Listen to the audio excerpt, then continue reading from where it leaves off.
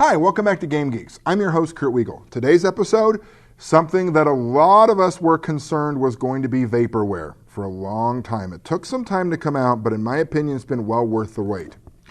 Basic Roleplaying, Chaosium Role-Playing System. Folks, this is the core engine that has powered a lot of games over the years, from Call of Cthulhu to Elf Quests to Superworld, one version of Elric. A lot of different systems have been powered by this, and it's a very clean, very straightforward, very intuitive system that people get right away. If I have any complaint about this, I'd have two. One, that it took so darn long to come out, but now that I have it in my sweaty little hands, I'm quite happy about it. And two, that it is slightly dated compared to a lot of more modern games, but we'll get into why that might not be a disadvantage in a few minutes. Basic role-playing, what is it? It's a straight percentile system.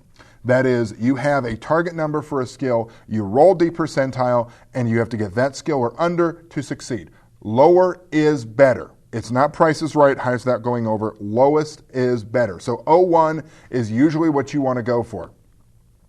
That's the core system, folks, and if you don't want anything other than that, there you go.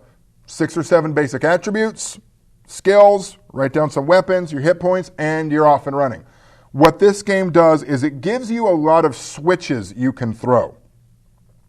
For example, are you frustrated in your Call of Cthulhu game that your attributes have almost no effect on your skills whatsoever? Flip that switch, and now there is a very nice table that gives you a primary and a couple of secondary or tertiary attributes that tie in for different categories of skill that can give you a percentage bonus. So if it's an academic skill, obviously you'd probably go based on either your intelligence or your education first.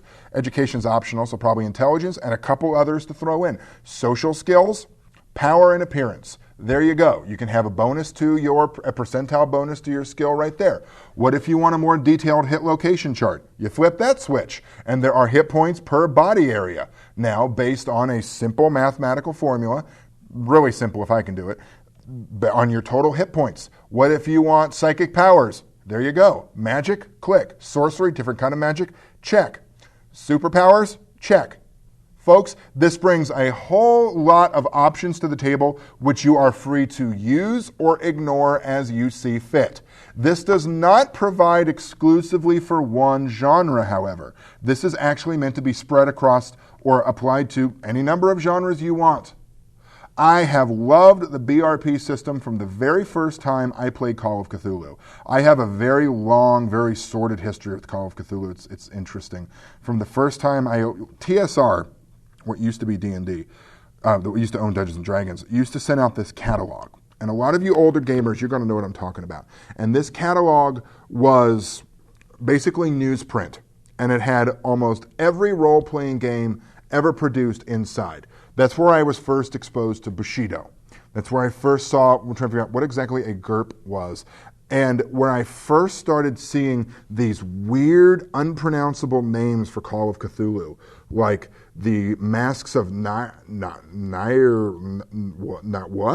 know it's Nyarlathotep, Spawn of Azathoth, or the little Nyarlathotep pewter figure of the bloody tongue avatar with its single tentacle trumpeting to the sky.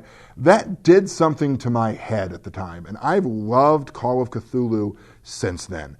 And I really groove on this book. Now, disadvantage to this. What are some of the sort of dated nature of this? There's no real advantage-disadvantage system bolted on that most modern games have. Not saying you can't get to that. You couldn't make one of your own or find a third party online that's doing one for free, or they might add one later on. Is that good or bad? Well, if you want that and it's not there, it can be annoying. Personally, I think that a lot of the advantage-disadvantage stuff can lead to some min-maxing if you're not watching your players closely. So it's sort of nice to have a very simple game. My players love this. This is in my top 3 games. I always get asked, what are your top 5 favorite games? Well, I don't know about 4 and 5, but I can tell you my top 3. My top 3 engines off the bat. They're going to be, in no particular order, because like I said, you can't choose between your kids. Unisystem, BRP, and Savage Worlds. And there's a commonality of those three, which is straightforward, easy to teach, and easy to learn. This is a very easy to teach system. Once we got this, one of my players said, hey, can we try something with that? Sure, I handed it to him. He had a Firefly game up and running within a couple weeks based on this. Spaceship rules, they're in there. Chase rules, they're in there. Gun rules, well, those are sort of built in anyway.